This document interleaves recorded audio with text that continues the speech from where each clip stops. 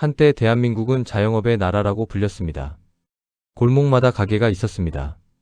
이 골목 끝에는 분식집, 저 골목 모퉁이에는 편의점, 사이사이에는 카페와 치킨집과 미용실. 동네 하나를 걷다 보면 얼마나 많은 가게들이 있는지 다시 한번 놀라게 됩니다. 대한민국의 자영업 비율은 OECD 국가 중에서도 손꼽힐 만큼 높습니다. 전체 취업자 중 자영업자 비율이 20%를 훌쩍 넘던 시절도 있었습니다. 이 수많은 자영업자들이 있기에 대한민국 골목 경제가 돌아갔습니다. 동네 떡볶이집에서 오후를 보내는 학생들, 퇴근 후 단골 식당을 찾는 직장인들, 주말 아침 동네 카페에서 커피 한잔하는 가족들. 이 일상들이 자영업이라는 거대한 생태계를 지탱했습니다. 그런데 지금 그 생태계가 흔들리고 있습니다. 폐업 신고 건수가 사상 최대라는 뉴스가 나왔습니다. 자영업자 수가 급감하고 있다는 통계가 나옵니다. 골목을 걸으면 임대 현수막이 붙은 빈 상가가 늘었습니다. 한때 손님들로 가득하던 가게 자리에 먼지가 쌓이고 있습니다. 왜 자영업자들은 점점 버티기 힘들다고 말할까요? 왜 가게들이 하나둘씩 문을 닫고 있을까요? 대한민국 경제에 무슨 변화가 생긴 걸까요? 오늘은 이 질문들에 솔직하게 답해드리겠습니다. 특정 업종을 조롱하거나 자영업자들을 탓하려는 게 아닙니다. 자영업 시장이 왜 이렇게 변했는지, 그 배경에 어떤 구조적 변화가 있는지를 들여다보겠습니다. 자영업 시장 자체가 한계에 도달하고 있습니다. 그리고 그 한계가 어디서 오는지를 이해해야 우리가 어떻게 대응해야 할지도 보입니다. 먼저 대한민국 자영업이 어떻게 이렇게 커졌는지를 이야기해야 합니다. 여러분 주변에도 빈 상가 늘어나지 않았습니까? 그렇다면 그 상가들이 언제부터 채워지기 시작했는지를 먼저 생각해보면 이야기가 보입니다. 대한민국 자영업이 폭발적으로 증가한 것은 1997년 IMF 외환위기 이후부터였습니다. 수십만 명의 직장인들이 하루아침에 직장을 잃었습니다. 퇴직금을 손에 쥔 채 다른 직장을 구해야 하는데 50대의 재취업 시장은 냉혹했습니다. 그래서 창업으로 향했습니다. 퇴직금으로 작은 가게를 열었습니다. 치킨집, 편의점, 분식집, 카페. 이 업종들이 폭발적으로 늘어났습니다. 이후에도 이 흐름은 계속됐습니다. 50대 초반에 회사를 나온 사람들이 갈 곳이 없었습니다. 재취업보다 창업이 현실적인 선택처럼 보였습니다. 2000년대, 2010년대에는 프랜차이즈 붐이 일었습니다. 본사에서 레시피도 주고, 재료도 주고, 교육도 해준다니 쉽게 시작할 수 있을 것 같았습니다. 유명 브랜드의 간판을 달면 손님이 올 것 같았습니다. 퇴직금을 들고 프랜차이즈 설명회를 찾는 분들이 줄을 이었습니다. 그렇게 대한민국의 자영업자 수가 늘어갔습니다. 골목마다 새 가게가 생겼습니다. 상가 임대료가 올랐습니다. 더 비싼 자리에 더 많은 가게가 생겼습니다. 대한민국은 세계적으로 자영업 비중이 높은 나라가 되었습니다. 왜 대한민국은 자영업 공화국이 됐을까요? 첫째는 은퇴 구조의 문제였습니다. 법적 정년은 60세이지만 실제로 직장에서 나오는 나이는 그보다 훨씬 이른 경우가 많습니다. 50대 초중반에 나와서 60대, 70대까지 살아가야 하는데 안정적인 소득원이 필요합니다. 국민연금만으로는 부족한 경우가 많습니다. 창업이 그 공백을 메우는 수단이 됐습니다. 둘째는 안정적인 일자리 자체가 부족한 구조였습니다. 좋은 일자리, 즉 대기업이나 공공기관의 일자리 수는 제한적입니다. 그 제한된 자리를 얻지 못한 많은 분들이 자영업으로 향했습니다. 취업시장에서 경쟁에 밀린 분들의 대안이 창업이 되기도 했습니다. 셋째는 진입장벽이 낮아 보였기 때문입니다. 특별한 기술이 없어도 경험이 없어도 할 수 있을 것 같은 업종들이 있었습니다. 치킨을 튀기는 것, 커피를 내리는 것, 편의점을 운영하는 것. 진입장벽이 낮다는 건 많은 사람들이 시작할 수 있다는 뜻이지만 반대로 경쟁이 치열해진다는 뜻이기도 합니다. 많은 사람들이 선택이 아니라 생존 때문에 창업했습니다. 이것이 대한민국 자영업의 비극의 시작이었습니다. 원해서 하는 창업과 어쩔 수 없이 하는 창업은 근본적으로 다릅니다. 그런데 왜 지금 자영업은 무너지기 시작했을까요? 한 가지 이유가 아닙니다. 여러 변화들이 동시에 밀려오면서 자영업 시장의 기반이 무너지고 있습니다. 7가지를 말씀드리겠습니다. 첫 번째는 소비 침체입니다. 사람들이 돈을 안 쓰기 시작했습니다. 자영업이 살아남으려면 손님이 와야 합니다. 손님이 오려면 소비자들이 지갑을 열어야 합니다. 그런데 지갑이 닫히고 있습니다. 물가가 올랐습니다. 장을 보는 비용이 올랐고 외식비가 올랐고 관리비가 올랐습니다. 동시에 실질 임금은 크게 늘지 않았습니다. 사람들이 쓸 수 있는 돈, 즉 가처분 소득이 줄었습니다. 가처분 소득이 줄면 소비를 줄입니다. 어떤 소비부터 줄일까요? 필수 소비는 유지하고 선택적 소비부터 줄입니다. 외식, 카페, 유흥. 이것들이 가장 먼저 줄어드는 소비입니다. 그 직격탄을 맞는 곳이 자영업입니다. 식당, 카페, 술집. 자영업의 핵심 업종들이 사람들이 제일 먼저 줄이는 소비에 해당합니다. 두 번째는 자영업 과잉 경쟁입니다. 대한민국 전국에 치킨집이 얼마나 많을까요? 편의점은? 카페는? 이 숫자들을 보면 이미 오래전에 공급이 수요를 초과했습니다. 한 블록 안에 같은 업종의 가게가 여러 개 있습니다. 반경 200m 안에 치킨집이 3개, 카페가 5개. 이 상황에서 각 가게가 충분한 손님을 확보하기 어렵습니다. 서로의 손님을 빼앗는 경쟁이 됩니다.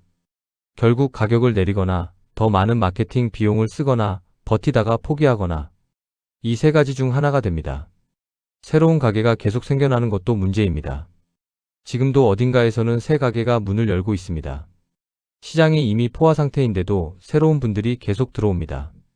시장을 모르거나 알아도 다른 선택지가 없어서 그 결과 경쟁은 더 치열해지고 모두가 더 힘들어집니다. 세 번째는 임대료와 고정비 부담입니다. 매출보다 버티는 비용이 더 무서워졌습니다. 장사를 하다 보면 매출보다 지출이 더 현실적으로 다가오는 순간이 있습니다. 매달 나가는 임대료, 인건비, 재료비, 전기세, 가스비, 배달 수수료. 이 고정비들이 매출이 올라도 따라 오릅니다. 특히 임대료가 문제입니다. 상권이 살아있을 때 올라간 임대료는 상권이 죽어도 쉽게 내려오지 않습니다. 건물주 입장에서는 이미 높게 올라간 임대료가 기준이 됩니다. 그 임대료를 감당하지 못하는 가게들이 나가고 새로운 가게들이 들어오는 순환이 반복됩니다. 최저임금이 오른 것도 영향을 미쳤습니다. 최저임금 인상 자체는 필요한 정책이지만 자영업자 입장에서 인건비 부담이 커진 것은 사실입니다. 직원을 고용하기 어려워진 가게들에서는 사장님과 가족이 직접 모든 일을 합니다. 그 노동의 가치를 계산하면 사실상 최저임금보다 낮게 일하는 자영업자들이 있습니다. 네 번째는 플랫폼 시대의 변화입니다. 배달앱이 자영업의 지형을 바꿨습니다. 처음엔 배달앱이 기회처럼 보였습니다. 가게에 손님이 오지 않아도 배달로 매출을 올릴 수 있으니까요. 하지만 배달앱 수수료 구조가 자영업자들에게 불리하게 작용하기 시작했습니다. 배달 매출의 10%에서 많게는 20% 가까이가 플랫폼 수수료로 나갑니다. 배달 대행 비용도 건당 몇천 원씩 나갑니다. 배달 포장재 비용도 있습니다. 배달로 파는 것과 직접 파는 것의 수익성이 차이가 납니다. 배달 비중이 높아질수록 실제 남는 돈은 더 적어지는 구조입니다. 온라인 소비의 증가도 오프라인 자영업을 직격합니다. 쿠팡에서 살 수 있는 것을 굳이 동네 가게에서 살 이유가 줄었습니다. 더 저렴하고 더 편리하고 배송도 빠릅니다. 오프라인 자영업이 경쟁에서 불리해지는 구조입니다. 다섯 번째는 인구 감소와 고령화입니다. 자영업의 주요 고객층이 줄어들고 있습니다. 젊은 인구가 감소하고 있습니다. 젊은 세대는 외식을 자주 하고 카페를 찾고 새로운 가게를 탐색합니다. 이들이 줄어들면 자영업의 핵심 고객이 줄어드는 겁니다. 인구 자체가 감소하는 지역들이 있습니다. 지방 소도시, 농촌 지역에서는 가게를 유지할 최소 인구가 없어지는 상황도 벌어집니다. 손님 자체가 없는 상황에서 가게를 유지할 방법이 없습니다. 고령 인구가 늘어나는 것도 영향을 미칩니다. 고령층의 소비 패턴은 젊은 층과 다릅니다. 외식보다 집에서 먹고 카페보다 집에서 커피를 마시고 새로운 가게보다 익숙한 곳을 찾습니다. 자영업이 성장했던 소비 패턴 자체가 달라지고 있습니다. 여섯 번째는 프랜차이즈 구조의 문제입니다. 사장인데도 마음대로 할 수 없는 구조. 프랜차이즈 창업을 한 분들이 가장 답답해하는 것 중 하나가 이겁니다. 내가 사장인데 가격을 마음대로 정할 수 없습니다. 재료를 내가 원하는 곳에서 살 수 없습니다. 메뉴를 마음대로 바꿀 수 없습니다. 모든 것이 본사 규정 안에서만 움직입니다. 이 구조 안에서 본사는 가맹점이 얼마나 벌든 일정 비율의 로열티를 가져갑니다. 재료 공급에서도 마진을 냅니다. 본사 입장에서는 가맹점이 많을수록 이익입니다. 가맹점이 수익을 내든 못 내든 가맹점이 존재하는 한 본사에는 수입이 들어옵니다. 이 구조적 불균형 안에서 가맹점주들이 어렵다는 이야기를 합니다. 충분히 이해되는 이야기입니다. 일곱 번째는 결국 남는 것이 빚과 노동이라는 현실입니다. 많은 자영업자들이 생존 자체를 걱정하고 있습니다. 창업을 할 때 대출을 받은 경우가 많습니다. 권리금, 인테리어 비용, 초기 재고. 이것들을 마련하기 위해 수천만 원에서 억 단위의 대출을 받습니다. 매달 이자가 나갑니다. 매출이 좋을 때는 이자를 내고도 남았는데 매출이 줄면 이자 내기도 빠듯해집니다. 그 상황에서도 가게는 열어야 합니다. 문을 닫으면 수입이 없고 이자는 계속 나갑니다. 그래서 아파도 나오고 명절에도 나오고 쉬고 싶어도 나옵니다. 장시간 노동이 이어집니다. 그리고 그 모든 노동 끝에 남는 것이 얼마나 되는지를 계산해보면 허탈한 경우가 많습니다. 결국 버티다 폐업을 결정합니다. 그런데 폐업도 쉽지 않습니다. 임대 계약이 남아있고 대출이 남아있고 가게를 닫아도 빚은 남습니다. 지금 거리에서 벌어지는 현실을 들여다보겠습니다. 도시는 아직 밝아 보이지만 골목은 무너지고 있습니다. 서울 대로변을 걷다 보면 아직 화려한 간판들이 보입니다.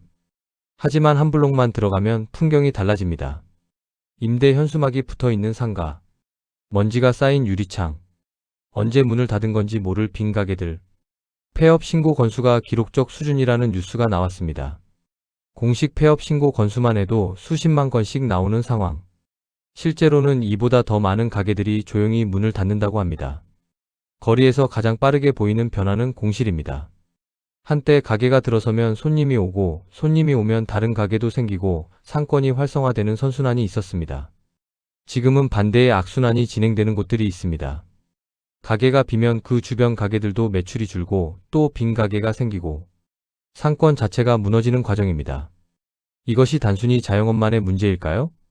자영업 붕괴는 경제 전체의 경고 신호일 수 있습니다.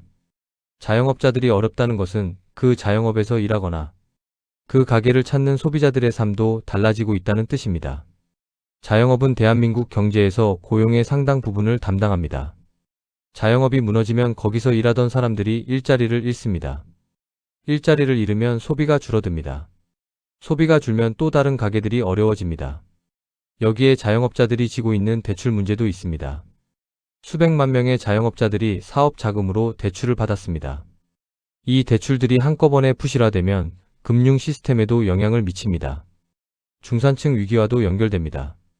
자영업은 대한민국 중산층의 중요한 생존 방식이었습니다. 직장을 나와도 취업이 어려워도 자영업으로 중산층 생활을 유지하는 분들이 있었습니다. 그 방식 자체가 흔들리면 중산층의 경계가 더 좁아집니다. 그렇다면 앞으로 살아남는 자영업은 어떤 모습일까요? 어려운 환경에서도 잘 되는 가게들이 있습니다. 그 공통점이 있습니다. 차별화가 있는 가게입니다. 어디서나 볼 수 있는 가게가 아니라 이 가게만의 특별한 무언가가 있는 곳. 이 가게에서만 맛볼 수 있는 메뉴, 이 가게에서만 경험할 수 있는 분위기. 이런 차별화가 있는 가게에 손님들이 찾아옵니다. 소규모 운영이 오히려 강점이 됩니다. 큰 인력이 필요 없고 고정비가 낮고 재빠르게 움직일 수 있는 작은 가게들이 큰 가게보다 오히려 유연하게 살아남기도 합니다. 온라인과 연계하는 가게들도 살아남습니다. 오프라인 가게가 있으면서 온라인 채널을 통해 더 많은 사람들에게 닿는 방식. SNS로 가게를 알리고 배달과 픽업을 연계하고 온라인 판매를 병행하는 방식이 한 방법입니다. 경험을 파는 가게가 살아남습니다. 단순히 물건이나 음식을 파는 것이 아니라 그 공간에서의 경험 자체가 가치인 가게. 이런 곳은 온라인이 대체하기 어렵습니다. 오늘 이야기를 마무리하겠습니다. 사라지는 것은 가게가 아니라 한 시대의 생존 방식일지도 모릅니다. 퇴직금으로 치킨집을 열어서 먹고 살았던 시대, 작은 카페 하나로 가족의 생계를 이어가던 시대. 이 시대가 지나가고 있습니다. 쉽지 않은 변화입니다. 그 변화 안에서 많은 분들이 힘겹게 버티고 있습니다. 자영업은 점점 더 어려워지고 있습니다. 이것은 부정할 수 없는 현실입니다. 과거 방식으로는 살아남기 힘들다는 것도 냉혹한 현실입니다. 하지만 이 변화를 직면하고 이해하는 것이 시작입니다. 왜 어려운지를 알아야 어떻게 다룰 수 있는지를 생각할 수 있습니다. 구조를 이해해야 구조 안에서 다른 선택을 할 수 있습니다. 대한민국 경제 구조 자체가 변하고 있습니다. 소비 방식이 바뀌고 인구 구조가 바뀌고 기술이 바뀌고 있습니다. 이 변화들이 자영업이라는 거대한 생태계를 흔들고 있습니다. 그 흔들림이 골목 구석구석에서 느껴집니다. 골목의 빈상가들이 말하고 있습니다. 이전과는 다른 무언가가 시작되고 있다고. 그 다름을 어떻게 받아들이느냐가 앞으로의 이야기를 결정할 겁니다.